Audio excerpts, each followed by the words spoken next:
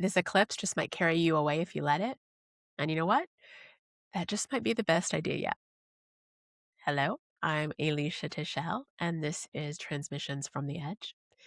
I've been listening and opening into this eclipse energy, preparing for what might want to come through.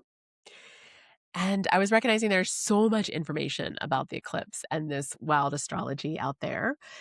I wanted to just be able to offer something, cut to the chase, be as essentialized as possible. So, the one word and the one symbol I would say is dissolve. To take it deeper, to go a little further, what I see symbolically in this portal reminded me of Jonah in the belly of the whale. And if you went to Sunday school like me, you probably remember this story. Jonah is given a mission, he's given truth, he's given a job. And Jonah's like, "Yeah, well, you know, I don't know. I don't really think so. I mean, who am I? Why do I have to do this? This doesn't really seem fair. I don't think this is really for me. Maybe next time seems hard and scary. It's not my cup of tea, right?" And so Jonah strikes off in the opposite direction from where he is meant to be going, and he ends up in a storm.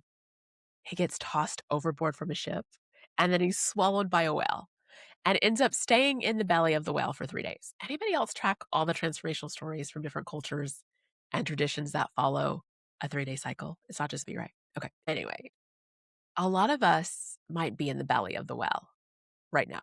And we might have been there for longer than the 3 days because we've been given such clear, beautiful, powerful messages about how we're here to serve, who we're here to serve, what we're meant to be doing, creating, and we're marching off in all the wrong directions.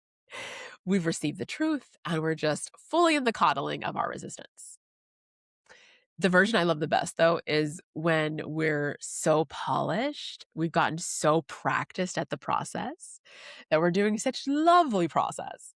And it looks like just such potent process. And it sounds like good process. It's doing all the things that seem like a thorough process, but it's really just looping in the resistance. It's just playing out the excuses. It's doing anything and everything to stay in the denial of who we are so we can hold on to that comfortable known identity. It is everything except what is actually required to learn to hold the voltage of our mission and to develop the strength to be able to focus on our purpose and access our power. Yeah. And, I think that when we receive that direct knowing about who we are, why we're here, yeah, it can be terrifying. It can be a little discombobulating. You're made of stardust, your sacred geometry, your stuff we don't even have names for yet. Your soul has a special song, a core frequency. That's just yours. A signature of light. That is yours. It's a lot, right? So, of course, all of this is requiring us to meet the wound of the outlier. And it's requiring us to meet the edginess of being the psychedelic sheep and to even be maybe the wolf in sheep's clothing. Maybe you're the wolf that's been trying to hang out with all the sheep. You've been covering yourself with the fluff and stuff. And it's not because you want to devour the other sheep. It's actually the opposite. You really don't want to be the wolf. You don't want to have to know what it's like to roam and roar and, do the wolfy thing. So the denial that we're in and doing everything to stay in the belly of the well, even when that feels hard and scary and it's stinky in there, but it means that you're not set back on the track towards your power and your purpose. And that can feel safer. And, we can trick ourselves into the productivity of being in the whale. So what's got to dissolve? What does the water need to take? Too often, so often, we have required life to do the hard work for us. We're like, I'm going to cling and I'm going to grip and I'm staying down in the belly of the well.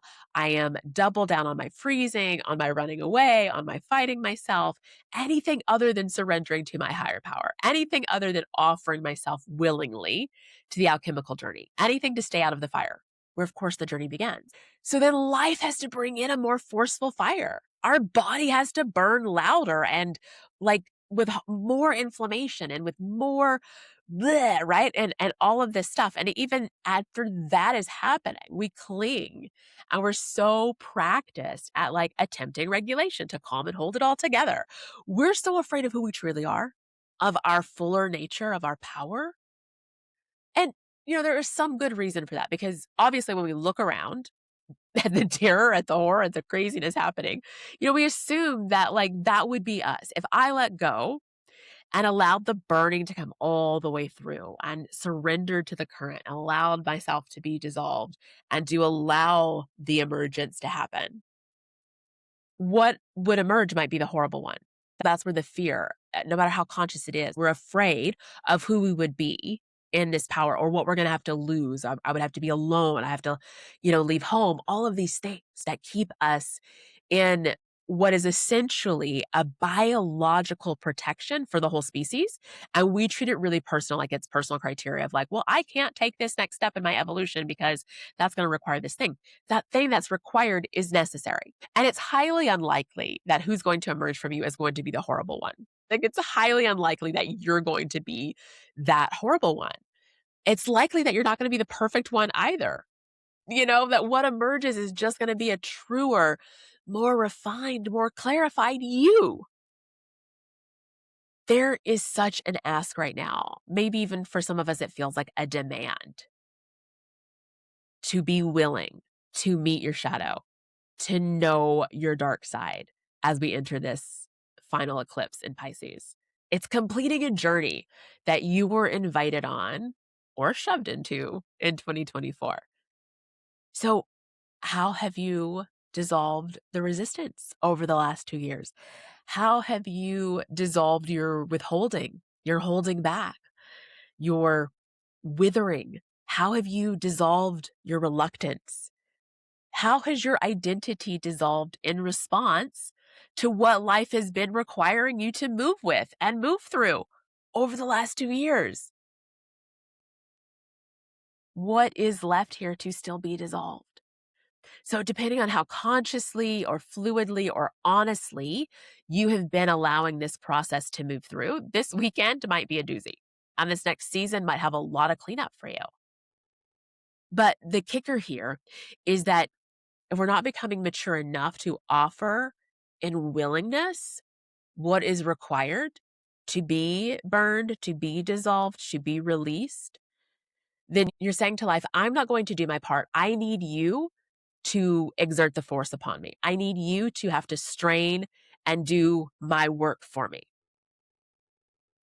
But you can't and you won't become trustworthy with your power, to the truth, if it's not held and tried and tested in you. And so when you stay in this relationship with life where you expect life to do the hard parts, you're not ever trying your hand. You're not ever trying your holding. You're not ever testing yourself. Can I become trustworthy with what is mine to carry? And this is again where we will do the process in a way that we are holding and working through all of these things that are not actually ours, that don't need to be worked on. We can be polishing the shadow. I call it turd polishing. Just polishing your shadow turds, putting them back in the trophy case. Oh, look at all the processing I'm doing. Look at all the hard work I'm doing. I'm showing up to my breath work. I'm showing up to my meditation. I'm showing up to coaching. I'm, trying all these things, but you're not actually offering yourself over for the process of becoming. You're not actually willing to let the emergent edge be met and to see what gets revealed. So, this is where so many sacred leaders, healers, intuitive coaches, space holders are not really doing the work. We just want to meet our truth. We want to hold the medicine, but not actually training into becoming the vessel that could hold that medicine, that could hold that truth. We just want it to be done. We don't actually want to go through the process of doing it. And this is what keeps showing up in so many ways inside of why the offers aren't working and why you have to keep pivoting and why you keep searching for the next modality and all of these types of things. So when we don't do the work to become the vessel we can trust, when we don't learn to live on our own sacred ground, when we get so focused on performing and pretending, trying to nail the offer and whining over algorithms and copying and comparing, that you're in the middle of an initiation that would be necessary for you to hold that truth, to hold that voltage, to feel that you could trust yourself with the power and the mission that you're here for. We don't stay awake in the initiation. And what I hear again and again is that people think they've failed the test already because they didn't know the answer in the beginning. They didn't know how to do it perfect in the beginning, and therefore they couldn't do it. So we stumble into these new places of growth or change or healing, and then a feeling of uncertainty comes up. We feel timid, we feel unsafe, we regress. And so we go, oh no, I don't have enough safety. I'm not healed enough. I still have, fill in the blank with whatever our story is at the moment. So obviously I'm not good enough. Obviously I've done it wrong. Obviously I should just go back over here. Obviously I should just armor up and pretend I know what I'm doing and let the imposter keep ruling here until I fall on my face and have to have a takedown, right? And then also what's happening is like we never stop explaining what's wrong with us, what we don't know, what we've done in the past. I'll ask someone a question and what they tell me is what they don't know from the past. Rather than listening, arriving, landing in the fucking initiation and being able to listen into and underneath what that curated, crafted, controlled story of self needs to break down and reveal. We don't slow down and feel into it, really get into where we're meant to be working. Again, this polished process, this idea that you're supposed to be getting out there rather than dropping down here. So most people don't know what's being asked to be dissolved. Most of us have walked through the last 2 years and have been resistant again and again at every corner, made struggle when there was needed to be surrender, made problem when there was an invitation for expansion. If you got really honest, what has been asked to be demolished and dislocated, dissolved over the last 2 years so that something newer and truer and of greater capacity could be revealed through you and in your life and brought forth. Because when you meet that, that is the very moment for healing. That is the place where the pattern that's been looping can finally be met. This is where you initiate, begin a new or remembered part comes through. So when we don't do it, because we're so used to talking about who we are and who we are not, rather than listening and meeting ourselves inside of the initiation, we don't then ever have long enough to stay with the fear and the unsafety for it to fully shift and for that pattern to unwind, for the newness to move. If we never allow ourselves to become, because we're so focused on what we aren't, and we're trying to conceal that rather than allowing it to be exposed as part of the process, we can't then take the opportunity that's right here in front of us to go through this initiation, to initiate, to wake up and choose clarity and illumination, to cut through the bullshit of the illusion and to open to reality.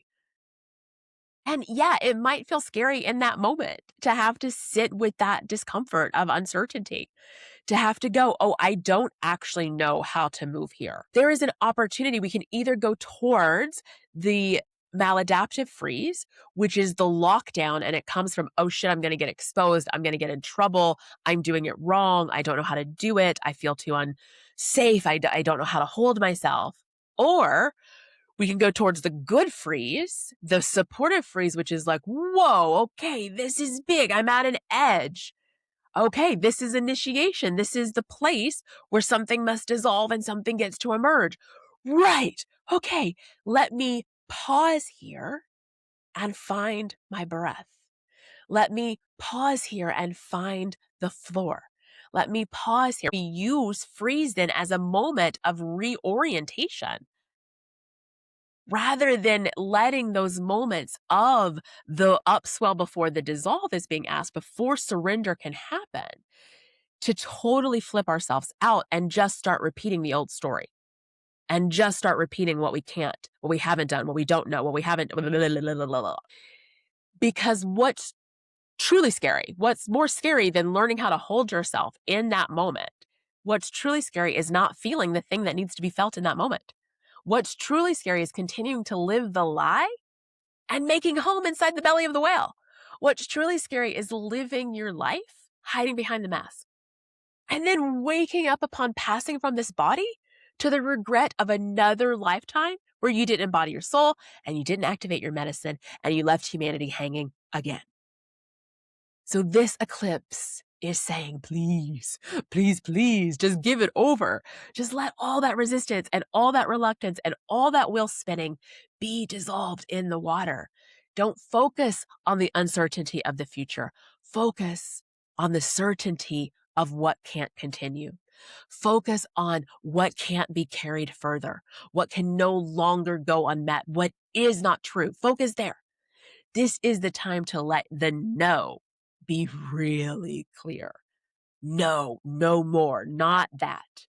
So that it begins to parcel out what gets to be dissolved, what begins to be separated and offered over. And while this is water energy, you can also work with the fire, as I talked about the fire and the water. Somewhere you may have heard it.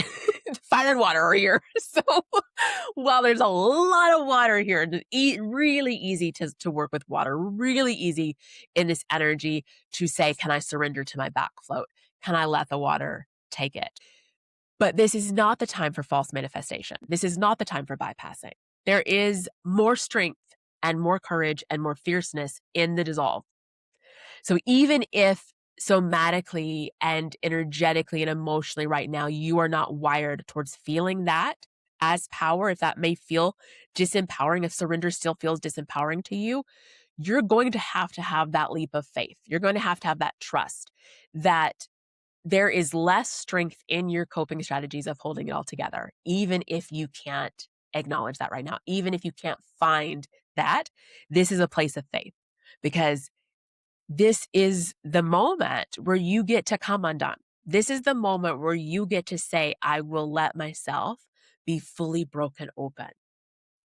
And I would like that to be as easeful as possible. So water, I want to do it in the water.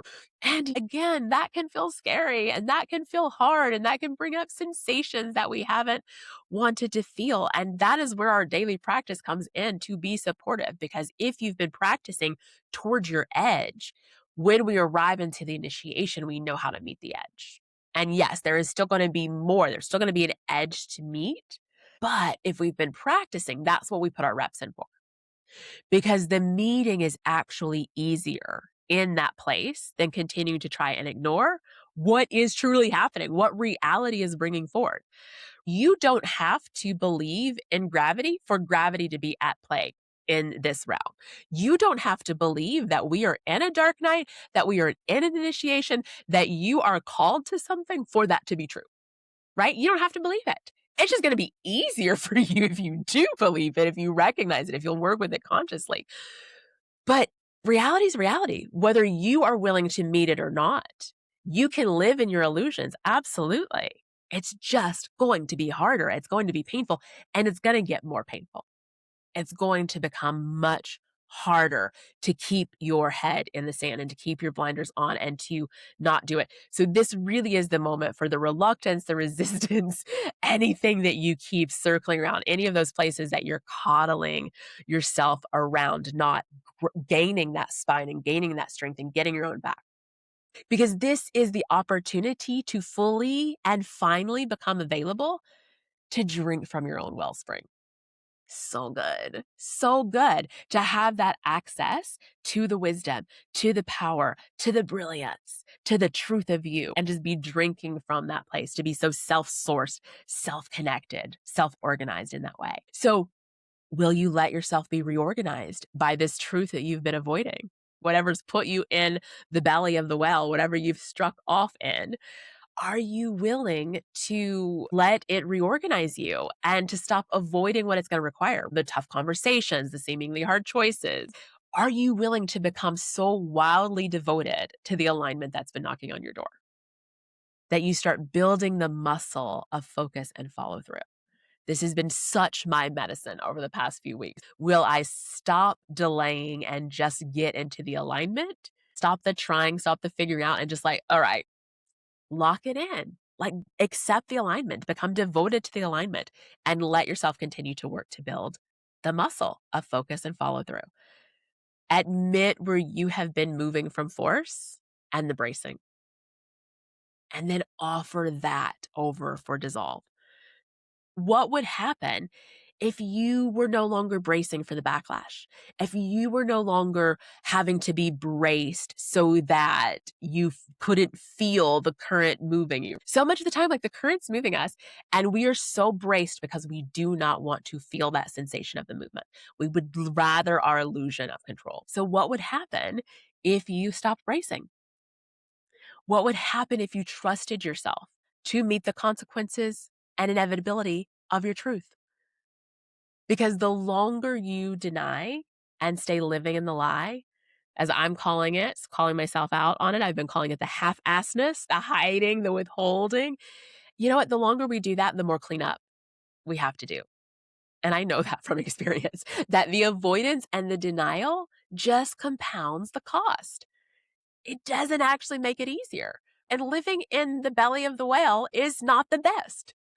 So, this is a crucial invite for us to lighten our load, to clear the deck, to call ourselves into center, to stop avoiding, to finally meet and step into a more mature relationship with life, where you don't have to keep waiting for life to induce the loss, the struggle, the collapse, to get you to move, to get you into the thing.